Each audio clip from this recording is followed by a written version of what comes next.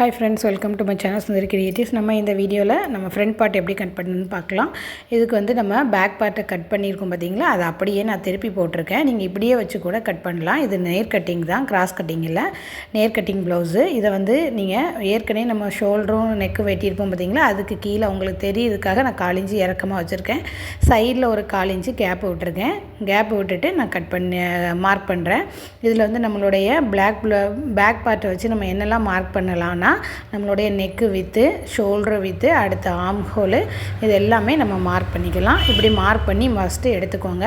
அடுத்து ஷோல்டர் ஜாயினிங்க்கு நம்ம விட்டது எல்லாமே நம்ம இதில் மார்க் பண்ணியிருக்கலாம். இதெல்லாமே நமக்கு அது பேக்கில் எவ்வளோ இருக்கோ அதே அளவு தான் ஃப்ரண்ட்லேயும் இருக்கும். அதை நம்ம மார்க் பண்ணிக்கலாம்.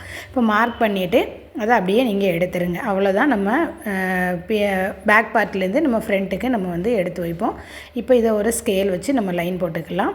நம்மளுடைய ஆம்கோல் வந்து இப்போது பார்த்திங்கன்னா ஈஸியாக நம்ம அதில் வச்சுக்கலாம். ஷோல்டரை இப்போ வந்து ஷோல்டரில் மேலே வச்சுட்டு நெக்கை வந்து நீங்கள் இப்படியே கூட ட்ரா பண்ணிக்கலாம். கரெக்டான அளவு அதுக்கு மேலே ஒரு 1/4 இன்ச்சு.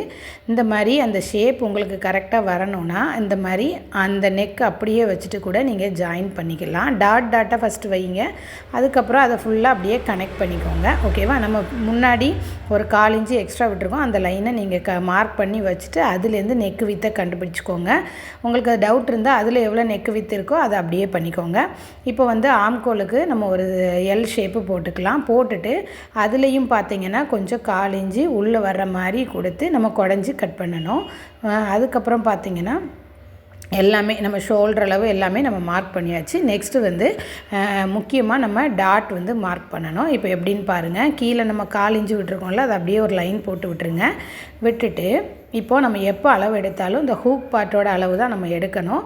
அது சென்டர் டாட் எப்படி மார்க் பண்ணுறேன் பாருங்கள். அந்த டாட் பிடிச்சிருக்க இடத்துல இருந்து நீங்கள் மேல் பக்கத்து ஷோல்டர்லேருந்து டாட் ஹைட்டுக்கும் அது கீழே அந்த பட்டியோட ஜாயின் பண்ணியிருக்க இடத்துலையும் நம்ம டாட் வச்சுக்கணும். அடுத்து பார்த்திங்கன்னா ஹூக்கு பட்டி இருக்கிற இடத்துல கரெக்டாக அந்த ரெடி அளவில் வச்சுருக்கோங்க. அந்த டாட்டுக்கு நேராக ஒரு லைனு, அதுக்கு கீழே ஒரு லைன். அடுத்து பட்டியும் நம்மளுடைய ஸ்லீவும் ஜாயின் பண்ணுறதுக்கு ஒரு லைனு 1/2 இன்ச்சு விட்டுக்கோங்க. இதே மாதிரி நம்மளுடைய பேக் பார்ட்டில் அதாவது ஸ்லீவ் பக்கத்துலேயும் நம்ம மார்க் பண்ணி ஒரு 1/2 இன்ச்சு விட்டுறணும்.